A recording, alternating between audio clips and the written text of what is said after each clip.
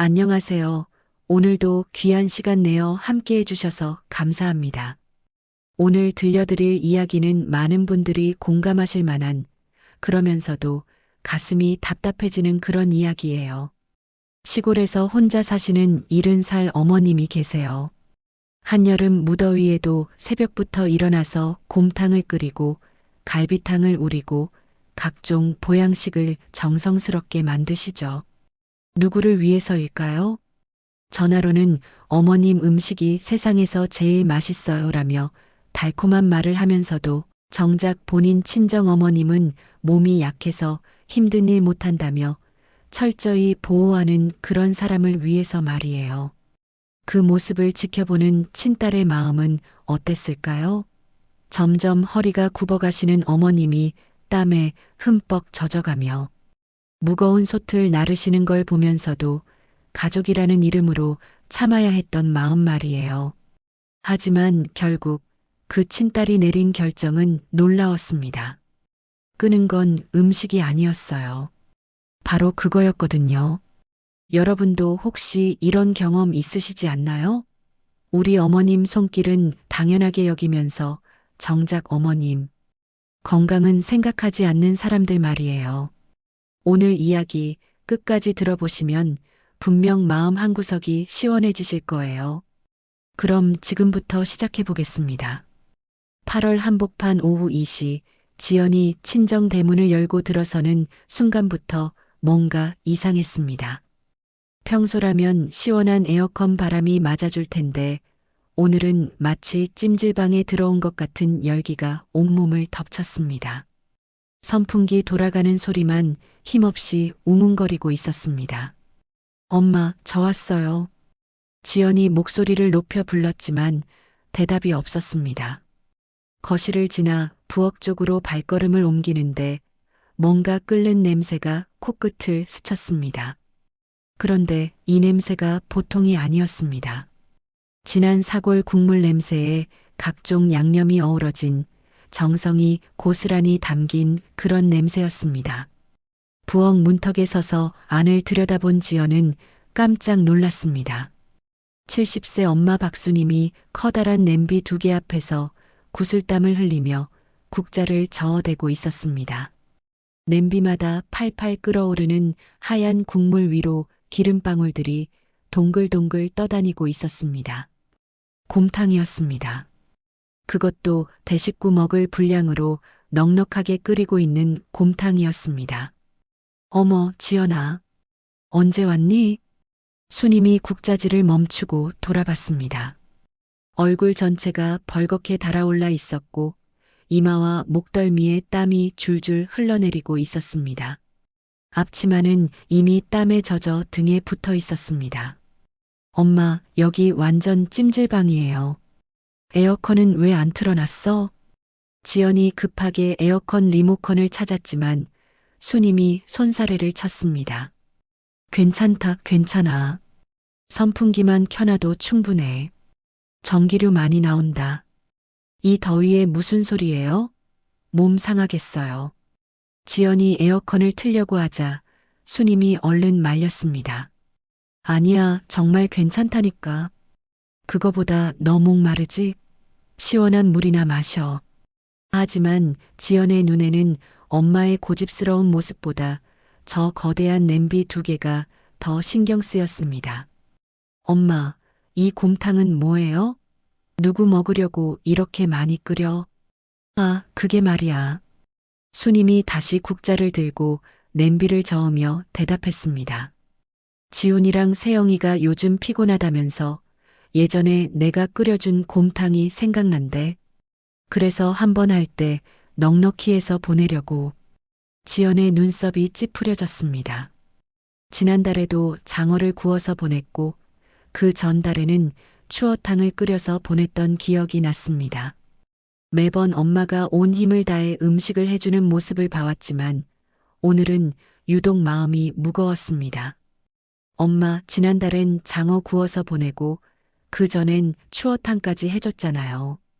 너무 무리하는 거 아니에요? 무리하긴 뭘 무리해. 내가 할 수 있을 때 해주는 게 좋지.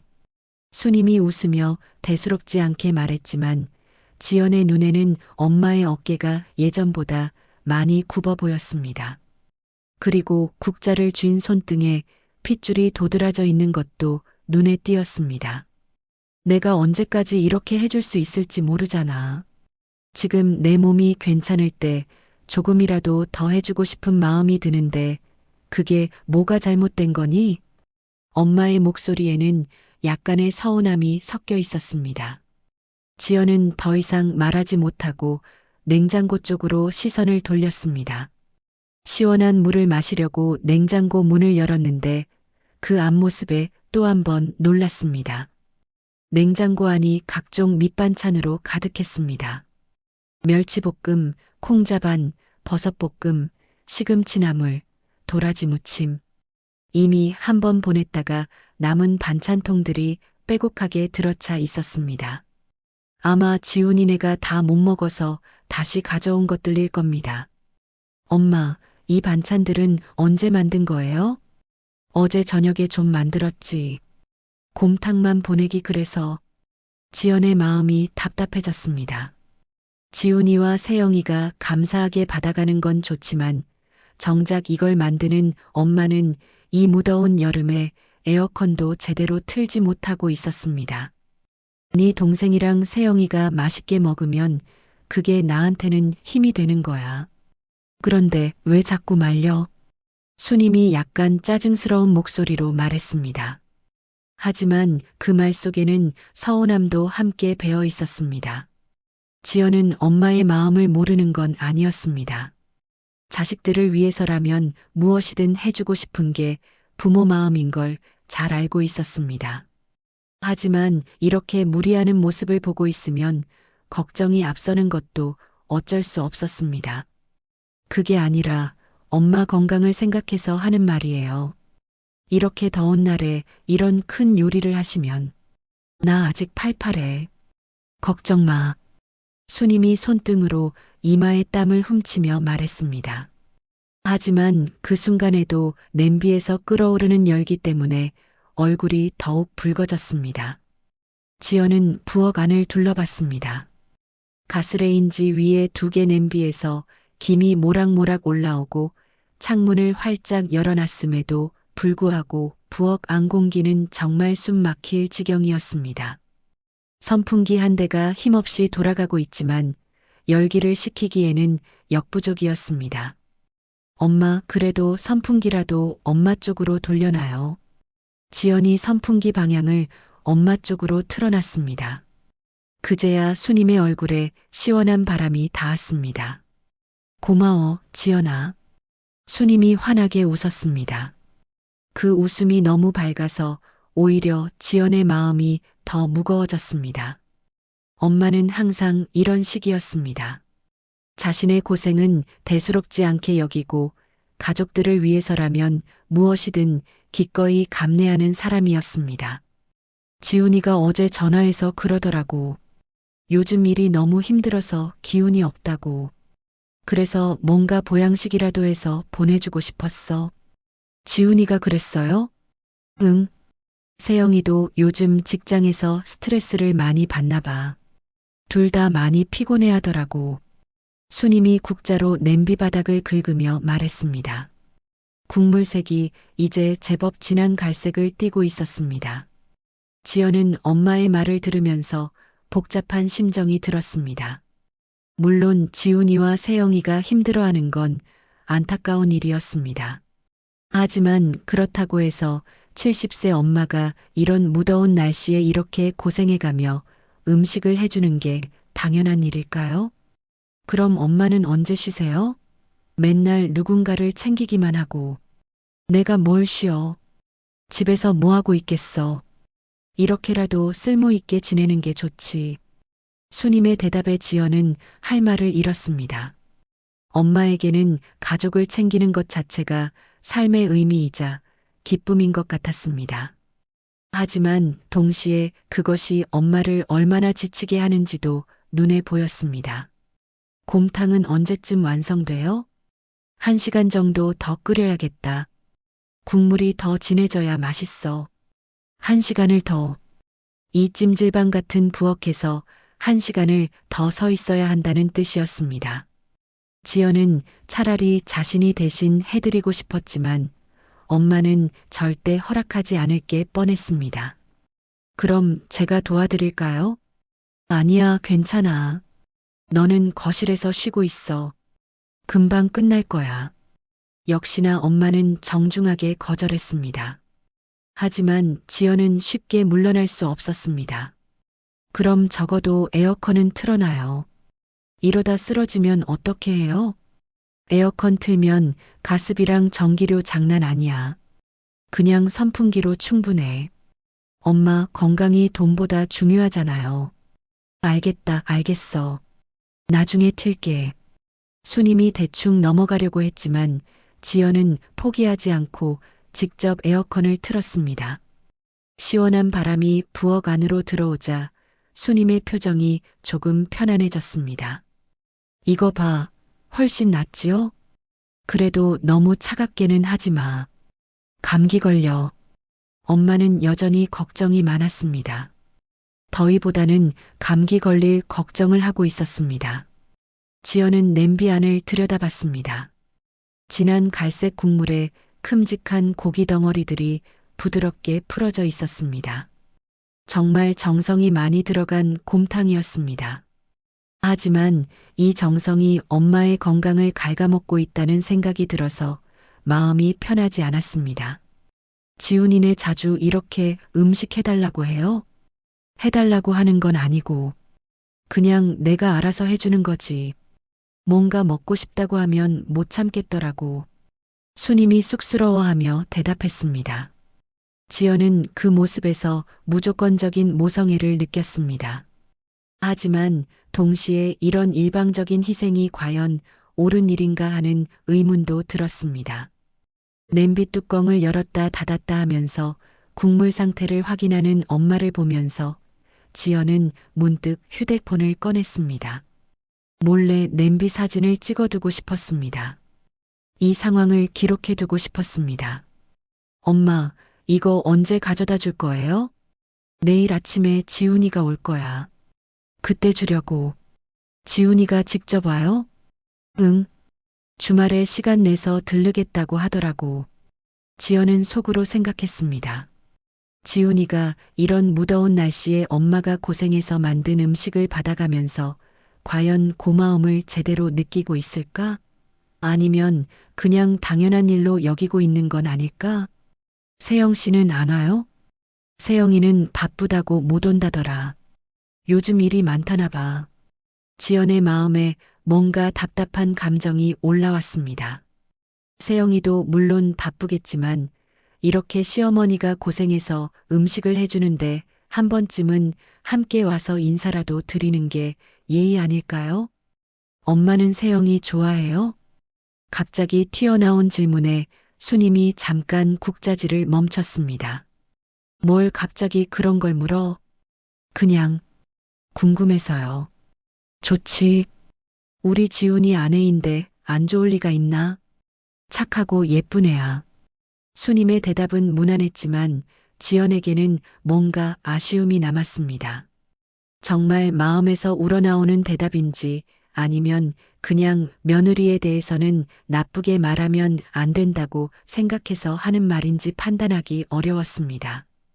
세영 씨도 가끔은 와서 엄마 도와드리면 좋을 텐데. 바쁜 사람한테 뭘 도와달라고 해. 그냥 내가 할 수 있으면 하는 거지. 엄마는 여전히 다른 사람들을 감싸주려고 했습니다. 하지만 지연의 눈에는 그런 엄마의 모습이 안쓰럽기만 했습니다. 곰탕 냄새가 부엌 전체에 진하게 퍼져 있었습니다. 정말 맛있는 냄새였습니다. 하지만 그 냄새를 맡으면 맡을수록 지연의 마음은 복잡해졌습니다. 엄마, 진짜 1시간 더 서 있을 수 있어요? 괜찮다니까. 의자라도 가져다 놓을까? 수님이 부엌 의자를 가져와서 냄비 옆에 놓았습니다. 하지만 앉아서 국자질을 하기에는 높이가 맞지 않았습니다. 결국 지연이 엄마 옆에 서서 함께 있기로 했습니다. 혼자 두고 가기에는 너무 걱정이 되었습니다. 나 여기 있을 테니까 힘들면 말해요. 고맙다, 지연아. 그런데 너도 더우니까 거실에 가 있어도 돼. 괜찮아요. 엄마랑 같이 있을래요. 두 모녀가 나란히 서서 끓고 있는 곰탕을 지켜봤습니다. 에어컨 바람이 조금은 시원했지만 여전히 부엌안은 후덥지근했습니다. 지연은 휴대폰을 다시 꺼내서 찍어둔 사진을 들여다봤습니다. 그리고 마음속으로 다짐했습니다. 세영 씨, 나랑 한번 얘기 좀 해야겠다. 지연은 세영에게 문자를 보냈습니다. 세영 씨, 시간 되시면 잠깐 커피 마실까요? 답장은 금세 왔어요. 네, 언니, 좋죠. 어디로 갈까요?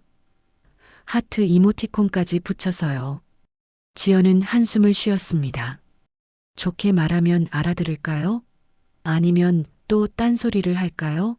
하지만 일단 시도는 해봐야겠다고 생각했어요. 오후 4시 집 근처 카페에서 만났습니다. 세영은 벌써 와서 기다리고 있었어요. 화사한 꽃무늬 원피스에 하이힐까지 신고 말이에요. 카페에 오는데도 이렇게 차려입다니. 어머 언니, 여기 디저트가 정말 예쁘네요. 세영은 메뉴판을 보자마자 눈이 반짝였어요. 케이크며 마카롱이며 알록달록한 디저트 사진들이 가득했거든요. 우와, 이 딸기 타르트 보세요. SNS에 올리면 좋겠다. 지연은 아메리카노만 주문했는데 세영은 딸기 타르트에 아이스크림까지 추가했습니다. 그러고는 휴대폰을 꺼내서 사진을 찍기 시작했어요. 언니도 같이 찍어요. 자, 치즈. 지연은 어색하게 웃으며 사진을 찍었습니다. 세영은 몇 장을 찍고 나서야 만족스러운 표정을 지었어요. 이것도 포장해 가야겠다. 지훈이 오빠도 달콤한 거 좋아하잖아요. 지연은 마음을 다잡았습니다. 이제 말을 꺼내야 할 때였어요. 하지만 어떻게 시작해야 할까요? 너무 직설적으로 말하면 기분 나빠할 텐데. 세영 씨, 엄마 얘기 좀 하려고요. 어머님요? 어머님이 어떻게 하셨어요? 세영은 딸기 타르트를 한 입 베어물며 물었어요. 별로 심각해 보이지 않았습니다. 지연은 휴대폰을 꺼냈습니다. 엄마 허리 MRI 사진이 저장되어 있었어요. 의사가 설명할 때 찍어둔 거였습니다. 이거 봐주세요. 화면에 나온 건 엄마의 척추 사진이었어요. 의사가 빨간 펜으로 표시해둔 부분이 선명했습니다.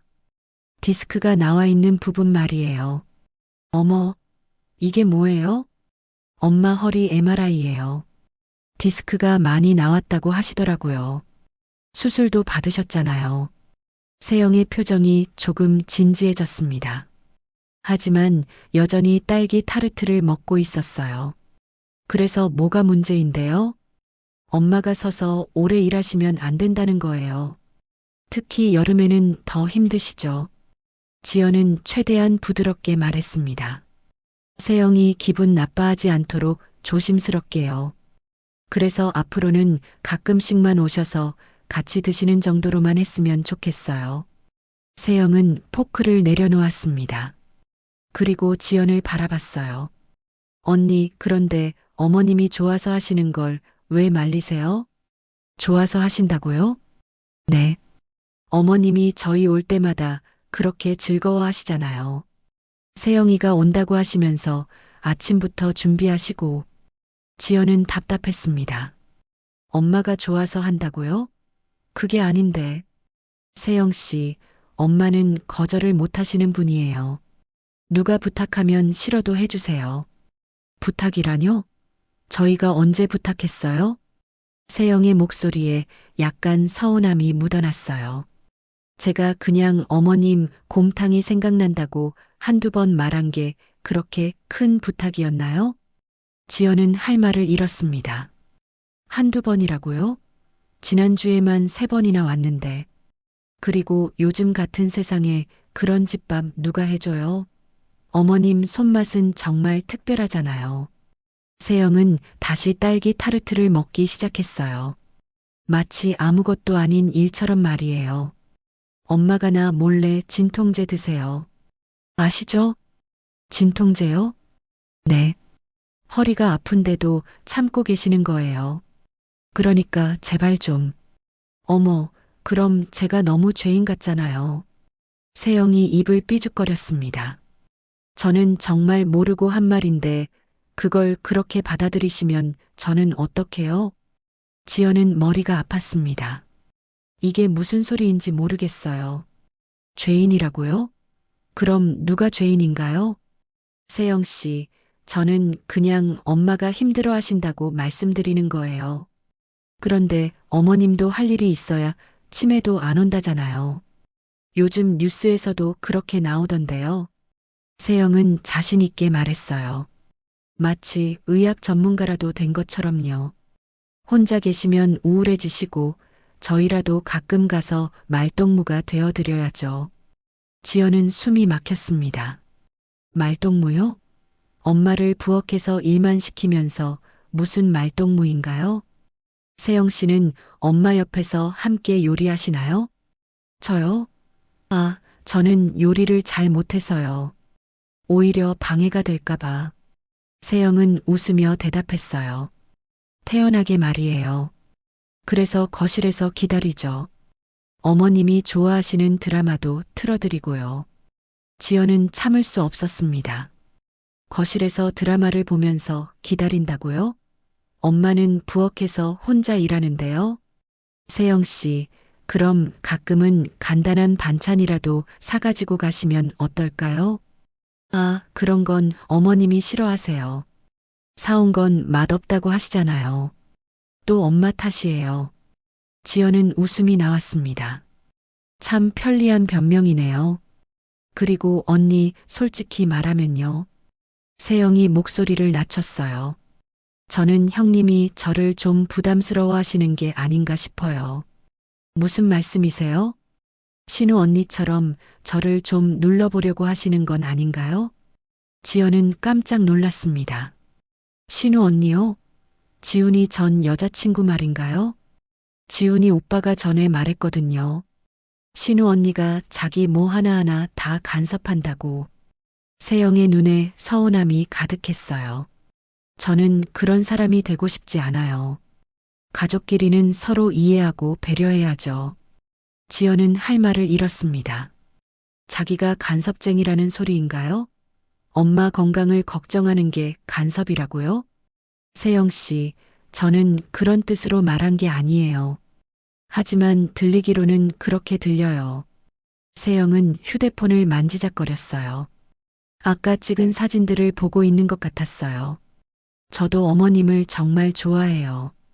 친엄마처럼 생각하고 있거든요. 친엄마요?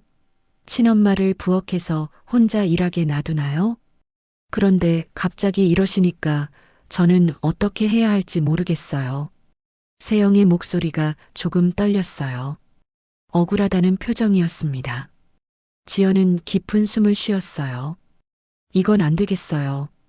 아무리 좋게 말해도 안 통하네요. 세영 씨, 지연의 목소리가 조금 바뀌었어요. 좀 더 단호해졌습니다. 엄마가 아프다는 걸 보여드렸잖아요. MRI 사진까지 보여드렸고요. 네, 봤어요. 그런데도 계속 오시겠다는 건가요?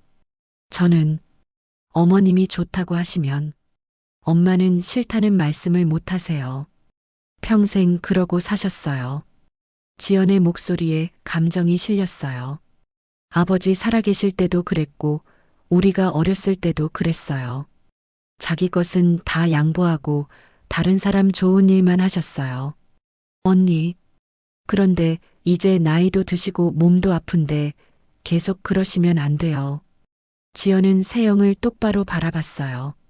세영 씨가 이해 못 하시겠으면 저는 어쩔 수 없어요. 하지만 엄마는 지켜드릴 거예요. 세영은 잠시 말이 없었어요. 그러더니 휴대폰을 가방에 넣었습니다. 언니가 그렇게까지 말씀하시니까. 알겠어요. 정말요? 네. 앞으로는 정말 가끔씩만 갈게요. 지연은 조금 안도했어요. 드디어 알아들었나 보다. 고마워요, 세영 씨. 그런데 세영이 뭔가 더 말하려고 했어요. 지훈이 오빠한테는 언니가 직접 말씀해 주세요. 저보고 하지 말고요. 무슨 말이에요? 지훈이 오빠가 어머님 음식이 그립다고 자꾸 그러거든요. 저는 그냥 듣고만 있었는데 지연은 어이가 없었어요. 결국 지훈이가 시킨 거라는 말인가요? 그리고 솔직히 어머님도 저희 오는 걸 좋아하세요. 부정하지 마세요. 세영이 마지막으로 한마디 더 했어요. 저는 정말 순수한 마음으로 했던 건데 이렇게 되니까 좀 서운해요. 그러고는 자리에서 일어났어요. 먼저 갈게요, 언니. 디저트 잘 먹었어요. 세영은 계산도 안 하고 나가버렸어요. 지연 혼자 계산을 해야 했습니다. 지연은 한참 동안 앉아 있었어요. 이게 뭔가 싶었거든요. 엄마 건강을 걱정한다고 말했는데 오히려 자기가 나쁜 사람이 된 기분이었어요. 순수한 마음이라고요? 어머님이 좋아한다고요? 그럼 자기는 뭔가요? 엄마를 괴롭히는 나쁜 딸인가요? 카페를 나와 집으로 걸어가면서 지연은 생각했어요. 좋게 말해서는 안 통하는 사람이 있다는 걸 다시 한번 깨달았습니다. 아니, 애초에 통할 생각이 없었나 보다. 자기 하고 싶은 대로 하면서 핑계만 대는 거였어요. 집에 도착해서 엄마를 봤을 때 지연의 마음은 더욱 복잡해졌어요. 엄마는 소파에 앉아서 TV를 보고 계셨는데 허리에 찜질팩을 대고 있었거든요. 엄마, 많이 아프세요? 아니야, 괜찮아. 엄마는 언제나 그런 대답이었어요. 아무리 아파도 괜찮다고 하시니까요. 지연은 부엌에 가서 물을 마셨어요. 그때 엄마 휴대폰이 테이블 위에 놓인 걸 봤어요. 평소 같으면 그냥 지나쳤을 텐데 오늘은 왠지 신경이 쓰였어요. 휴대폰 화면을 보니까 뭔가 이상했어요. 설정 화면이 열려 있었거든요. 그것도 통화 녹음 부분이요. 지연은 가슴이 두근거렸어요. 엄마가 통화 녹음을 설정해 놓으셨나요? 언제부터요? 그리고 왜요? 혹시 세영이와의 통화도 녹음이 되어 있는 건가요?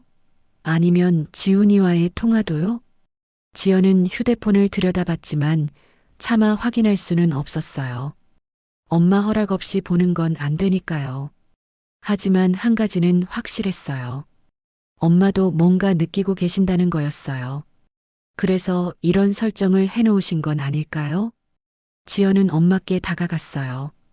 엄마, 휴대폰 설정 누가 해드렸어요? 응? 뭔 설정? 엄마는 고개를 돌리셨어요. 그런데 표정이 좀 어색했어요. 통화 녹음 설정이요. 엄마는 잠시 침묵하셨어요. 그러더니 작은 목소리로 말씀하셨어요. 아, 그거. 옆집 김씨 아줌마가 해줬어. 왜요? 요즘 전화 사기가 많다잖니. 그래서 혹시 몰라서. 엄마의 대답은 그럴듯했어요. 하지만 지연은 뭔가 다른 이유가 있을 것 같았어요. 전화 사기 때문이라기엔 너무 급작스럽게 설정해 놓으셨거든요. 그리고 엄마 표정도 뭔가 숨기는 게 있어 보였고요. 지연은 더 이상 묻지 않았어요. 엄마가 말씀하고 싶으실 때까지 기다려보기로 했습니다. 하지만 마음 한편으로는 궁금했어요. 혹시 엄마가 세영이나 지훈이와 나눈 통화 중에 뭔가 충격적인 내용이 있었던 건 아닐까요? 아니면 지연이 모르는 다른 일들이 있었던 건 아닐까요? 엄마가 혼자 감당하고 계신 일들 말이에요. 지연이 엄마 수님의 휴대폰을 정리해드리다가 우연히 발견한 건 자동 녹음 기능이었습니다. 엄마가 모르게 설정되어 있던 그 기능 덕분에 지연은 며칠 전 세영과 엄마의 통화 내용을 듣게 되었습니다. 처음에는 별 생각 없이 재생 버튼을 눌렀던 지연이었습니다. 그런데 들려오는 세영의 목소리가 점점 이상했습니다. 어머니, 이번엔 곰탕 말고 갈비탕으로 해주세요. 지훈이가 갈비탕을 더 좋아한다고 하더라고요. 수님의 대답이 이어졌습니다. 갈비탕? 그럼 뼈를 사러 가야겠네. 어디 거로 사면 되지? 어머니가 아시잖아요. 그 마트 정육 코너에서 파는 게 제일 맛있다고 하셨으면서요. 아, 그리고 밑반찬도 새로 해주세요. 김치가 좀 씌어진 것 같더라고요. 지연의 얼굴이 굳어지기 시작했습니다. 세영의 말투가 마치 주문하는 것 같았습니다. 엄마에게 부탁하는 게 아니라 당연한 서비스를 요구하는 것처럼 들렸습니다. 더 충격적인 건 그 다음이었습니다. 어머니, 요즘 허리 아프시다고 하셨는데 그래도 이번 주는 좀 부탁드려요. 저희 엄마가 또 몸이 안 좋다고 하시거든요. 수님이 조심스럽게 말했습니다. 세영아, 나도 요즘 정말 힘이 딸려서 허리도 아프고 무릎도 시큰시큰하고 그러자 세영의 목소리가 확 달라졌습니다. 어머니, 그럼 저희는 또 외식해야 되는데 지훈이도 집밥을 그렇게 그리워하는데 말이에요. 어머니가 안 해주시면 누가 해줘요? 저희가 돈 벌러 나가는데. 지연이 휴대폰을 꽉 쥐었습니다. 손이 떨리기 시작했습니다. 수님의 한숨 소리가 들렸습니다. 그래, 알겠다. 내일 장 봐서 갈비탕 끓여 놓을게. 지훈이가 좋아하니까. 감사해요, 어머니. 역시 어머니가 최고예요. 아, 그리고 된장찌개도 좀 끓여주세요. 지훈이가 어머니 된장찌개를 그렇게 좋아하잖아요. 지연이 녹음을 멈췄습니다. 더 이상 들을 수가 없었습니다. 눈물이 핑 돌았습니다. 이게 뭐지? 엄마를 뭘로 보는 거지? 수님은 이른이었습니다. 지연보다 26살이나 많았습니다. 무릎도 아프고 허리도 안 좋다고 하셨는데 세영은 마치 엄마가 거짓말하는 것처럼 대했습니다. 지연은 그날 밤 잠을 이룰 수가 없었습니다. 녹음된 세영의 목소리가 계속 머릿속에 맴돌았습니다. 저희는 또 외식해야 되는데라는 말이 특히 귀에 못처럼 박혔습니다. 다음 날 저녁 지연은 결심을 굳혔습니다. 더 이상은 안 되겠다고 생각했습니다. 지훈 부부가 사는 아파트 단지로 향했습니다. 세영에게 전화를 걸었습니다. 세영 씨, 잠깐 아래로 내려와 주실 수 있어요? 할 말이 있어서요. 세영의 당황한 목소리가 들렸습니다. 언니, 갑자기 왜요? 무슨 일이라도. 그냥 잠깐만 내려와 주세요. 오래 걸리지 않을 거예요. 지연은 아파트 단지 입구에 있는 벤치에 앉아 기다렸습니다. 휴대폰 속 녹음 파일을 다시 한번 확인했습니다. 손이 여전히 떨렸습니다. 10분 후 세영이 내려왔습니다. 편한 옷차림이었지만 표정은 어색했습니다. 언니, 이 시간에 갑자기 왜 그러세요? 무슨 일 있어요? 지연이 천천히 일어섰습니다. 세영과 마주보며 휴대폰을 꺼냈습니다. 세영 씨, 이거 한번 들어볼래요? 뭔데요? 지연이 녹음 파일을 재생했습니다. 세영의 목소리가 또렷하게 들려왔습니다. 어머니가 아시잖아요. 그 마트 정육 코너에서 파는 게 제일 맛있다고 하셨으면서요. 아, 그리고 밑반찬도 새로 해주세요. 세영의 얼굴이 하얗게 변했습니다. 언니, 이거 뭐예요? 왜 어머니와의 통화를? 끝까지 들어보세요. 지연이 계속 재생했습니다. 수님이 허리 아프다고 말하는 부분부터 세영이 또 외식해야 된다고 말하는 부분까지 세영이 휴대폰을 보며 말했습니다. 언니, 이거 뭐 하는 거예요? 사생활 침해 아니에요? 사생활 침해? 지연의 목소리가 차가워졌습니다. 세영 씨, 지금 그게 중요한 게 아니에요. 이게 우리 엄마한테 말하는 방식이라고 생각해요? 세영이 어깨를 으쓱했습니다. 요즘은 다들 그 정도 말은 하지 않나요? 별로 심한 말도 아니고 그냥 부탁하는 건데 뭐가 문제예요? 지연이 믿을 수 없다는 표정을 지었습니다.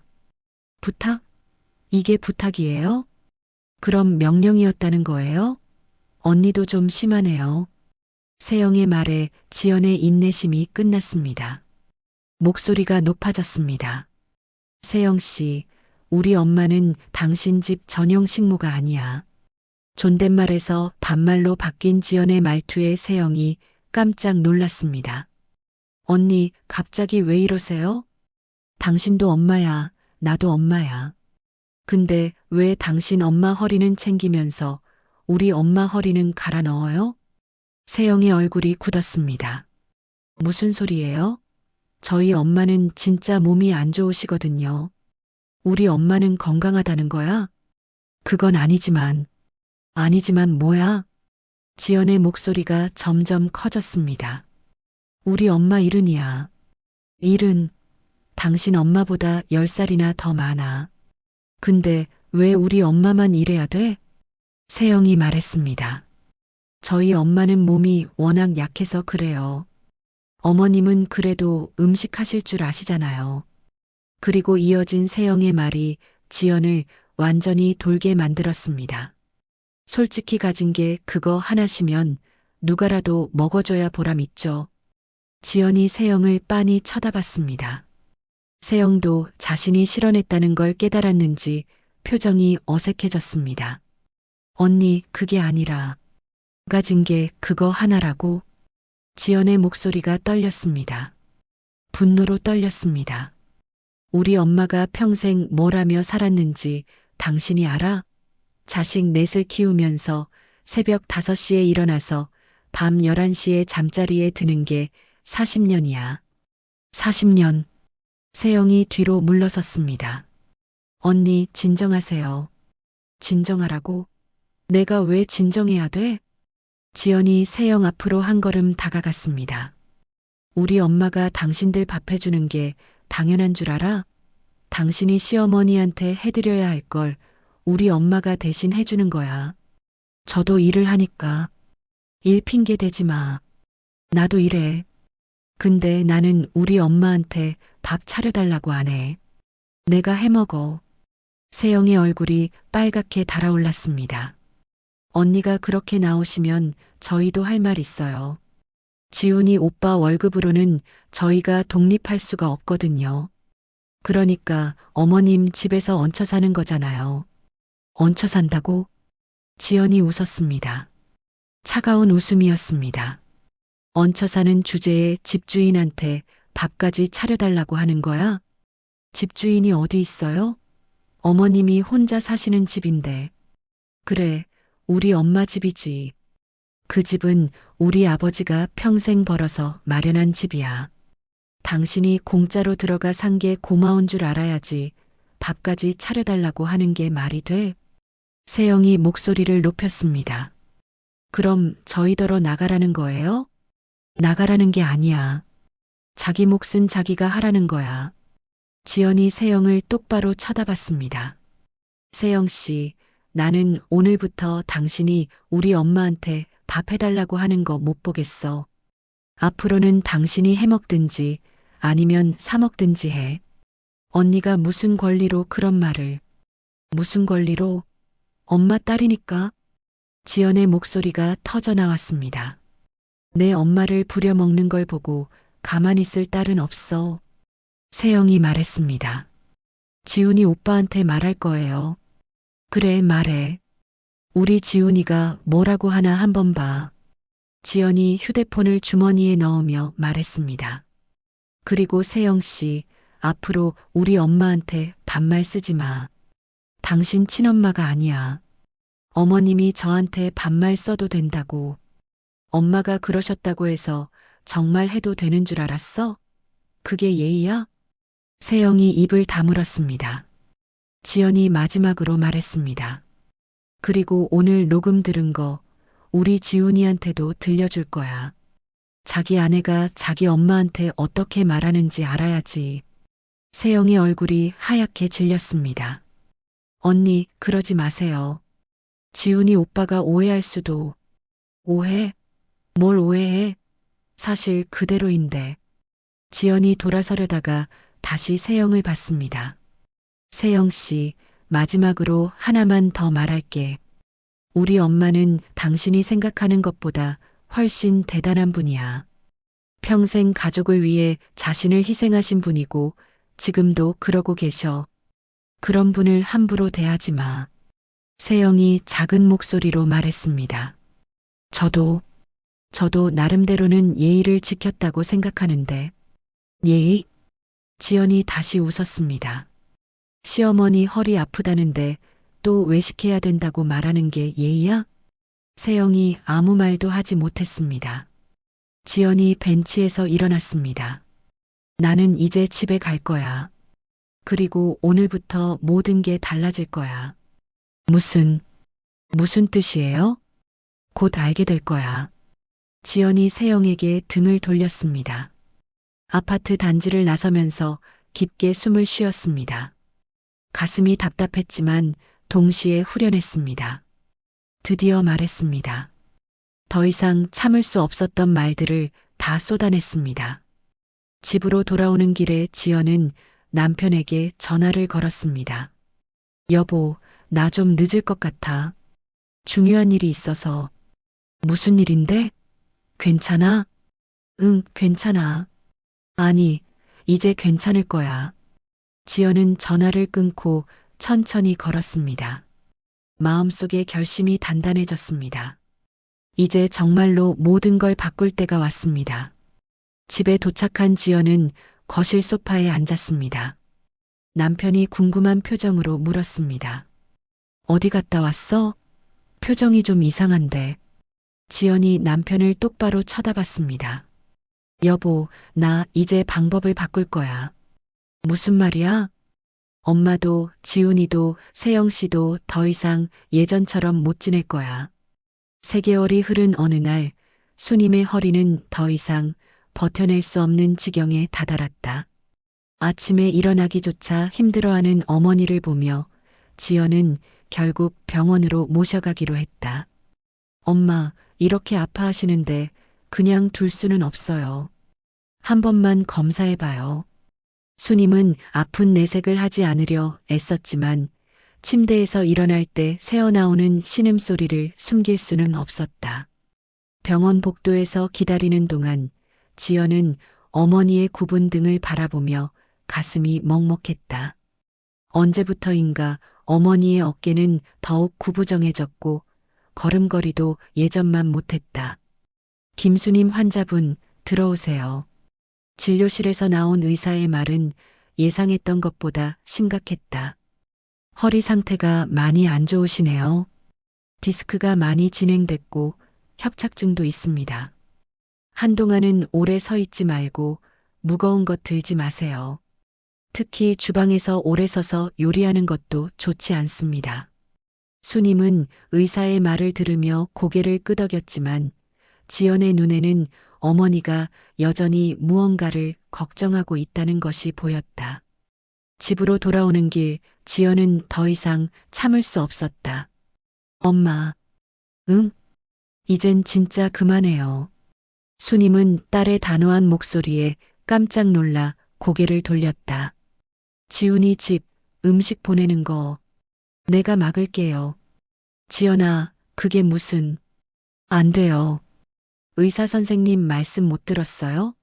오래 서 있지도 말고 무거운 것도 들지 말래요.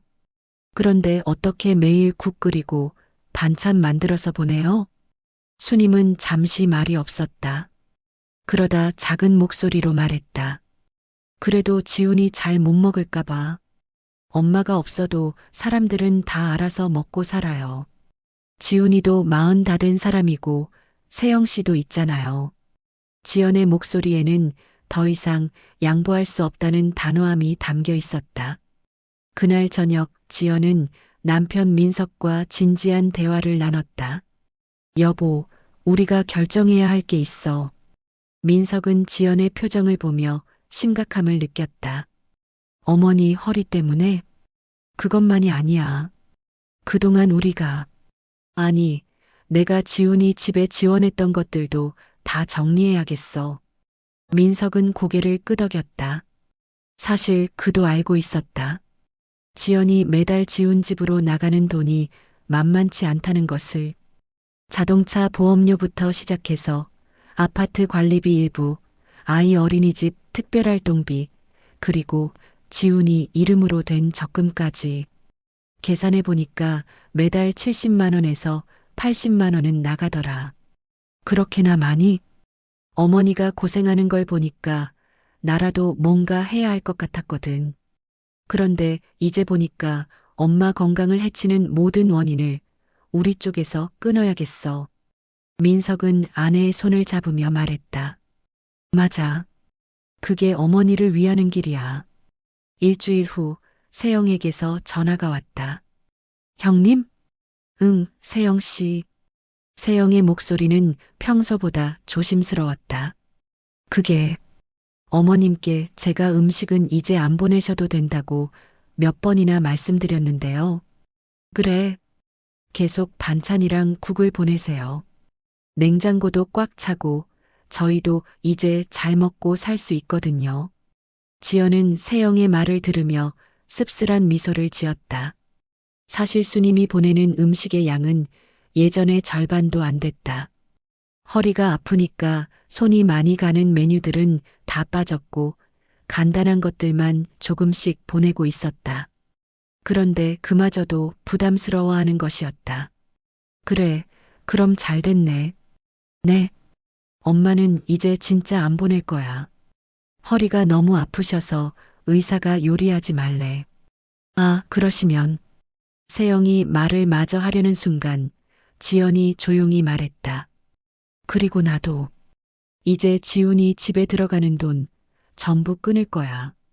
전화 너머로 세영의 당황스러운 숨소리가 들렸다.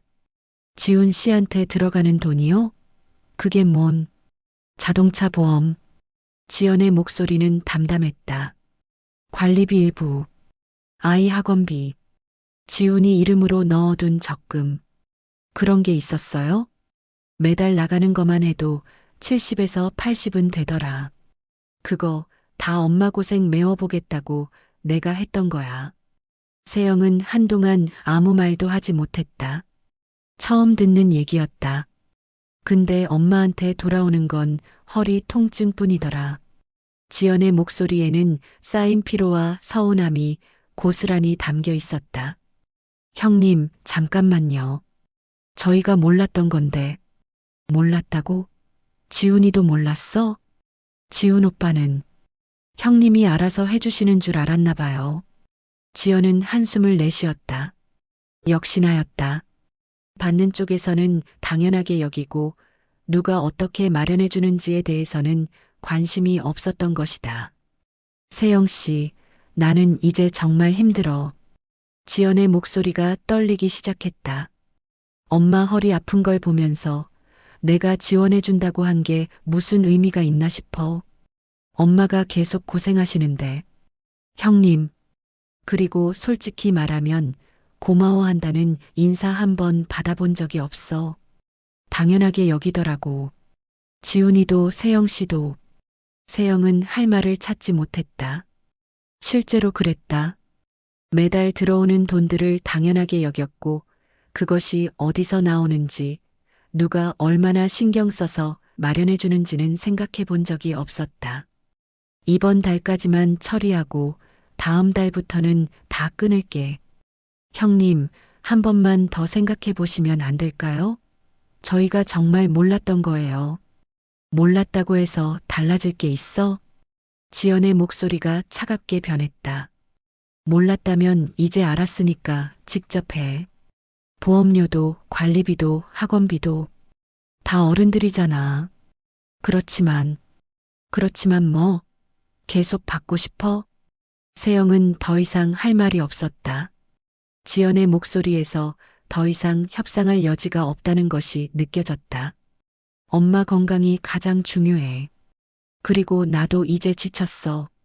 전화를 끊고 난 후 지연은 한동안 그 자리에 서 있었다.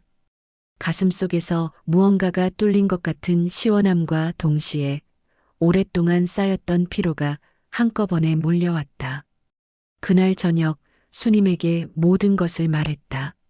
엄마, 이제 정말 지훈이 집 음식 보내지 마세요. 세영 씨도 안 받겠대요. 그래. 그리고 내가 지원하던 것들도 다 정리했어요. 수님은 딸의 얼굴을 유심히 바라봤다. 오랫동안 무언가를 참고 견뎌왔던 모습이 보였다. 고생 많았구나. 엄마도 고생하셨어요. 이제 엄마 건강만 챙기세요.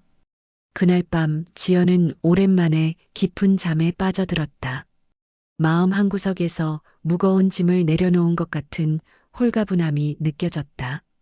며칠 후 세영에게서 다시 전화가 왔다. 형님, 잠깐만 통화할 수 있을까요? 뭔데? 지난번에 말씀하신 거 한 번만 더 얘기해봐요. 지연은 웃으며 대답했다. 얘기할 거 없어. 이미 다 정리했어. 그래도 세영 씨, 나는 이제 내 가족만 챙길 거야. 엄마도 우리 집도. 2달이 흘렀습니다. 수님이 마침내 시골집을 정리하고 지연의 집으로 올라왔습니다.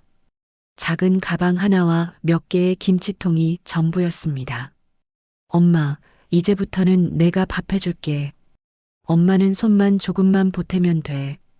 지연이 부엌에서 앞치마를 매며 말했습니다. 수님은 어색한 듯 부엌 모서리에 서서 딸의 모습을 바라봤습니다. 내가 평생 해온 건데 어떻게 그냥 앉아만 있어. 엄마, 이제는 엄마 차례야. 앉아 계세요. 지연의 목소리는 단호했습니다. 수님은 천천히 식탁에 앉았습니다.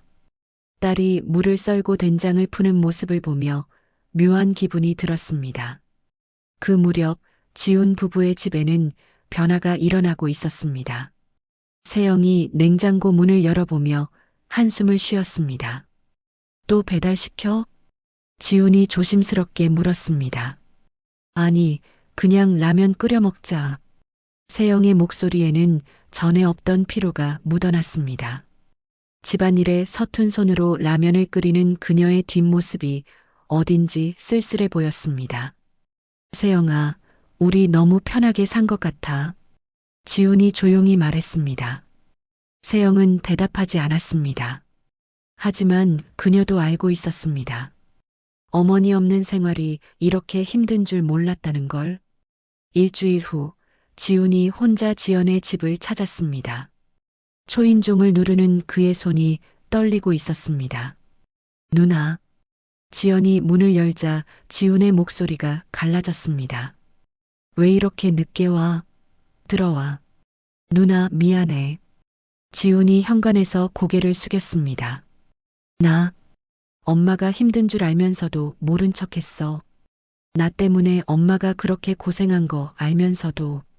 눈물이 뚝뚝 떨어졌습니다. 지연은 동생의 어깨를 가만히 두드렸습니다. 이제라도 알았잖아. 누나는 정말 대단해. 나는 왜 이렇게 못났을까? 지훈아, 중요한 건 앞으로야. 엄마한테 잘하자. 수님이 부엌에서 나와 아들을 바라봤습니다. 지훈은 어머니 앞에서 더욱 고개를 숙였습니다. 엄마, 죄송합니다. 뭘 죄송해. 넌 내 아들이야. 수님의 목소리는 담담했습니다. 하지만 눈가가 살짝 촉촉해져 있었습니다. 그날 밤 지연은 어머니와 함께 차를 마시며 말했습니다. 엄마, 지훈이도 철이 들 거야. 그래야지. 이제 자기가 가장이잖아. 엄마는 이제 쉬세요. 평생 고생하셨으니까. 수님은 찻잔을 들고 긴 한숨을 내쉬었습니다. 며칠 후 예상치 못한 방문객이 찾아왔습니다. 세영이었습니다. 그녀는 평소보다 수수한 옷차림에 화장기 없는 얼굴로 서 있었습니다. 어머님, 안녕하세요. 세영의 목소리가 떨렸습니다. 수님은 딸과 함께 거실로 나왔습니다. 들어와 앉아라. 세영은 소파 끝자락에 조심스럽게 앉았습니다. 어머님, 제가 선을 많이 넘었어요. 정말 죄송합니다. 고개를 깊이 숙인 세영의 어깨가 작게 떨렸습니다. 그동안 어머님한테 너무했어요. 당연한 걸로만 생각하고 미안해요. 수님은 한참 동안 세영을 바라봤습니다. 그리고 차분하게 말했습니다. 이제부터는 너도 내 엄마처럼 나도 사람 대우만 해다오.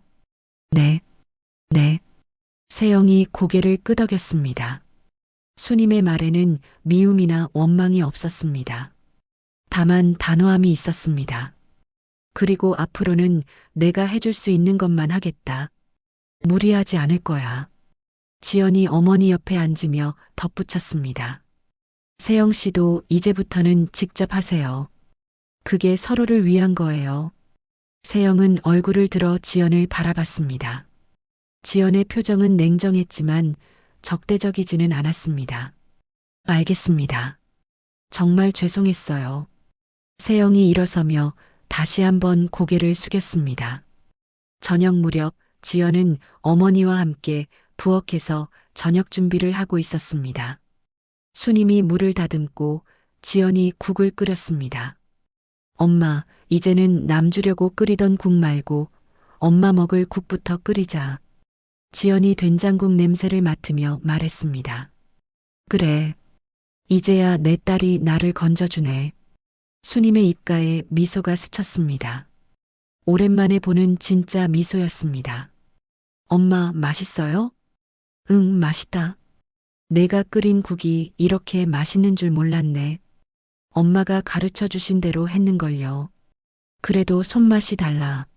모녀는 나란히 앉아 저녁을 먹었습니다.